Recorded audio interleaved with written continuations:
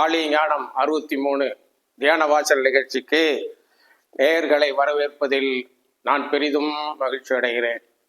பஞ்சபூத தத்துவம் சுவாசத்துல வருதுன்னு நான் ஏற்கனவே பேசியிருக்கேன்.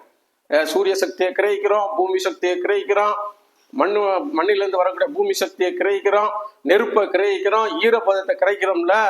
இதை ஞானியர்கள் நுட்பமா கவனித்து அந்தந்த சக்திகள் கூட தேவைன்னா அதை நல்லா நிறுத்தி கவனிச்சு உள்ள ஏத்திக்கிடுவாங்க. சரியா? இடத்துல உடம்பு கடந்தாலும் ஒம்பா போயிடும்லங்க, உழண்டுரும்ல.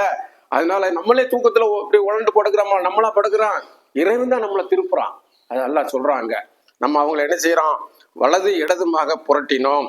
நபியே அக்குகைவாசி 18வது அத்தியாய வசனத்துல அழகா தெளிவா சொல்றான். 18 சரியா?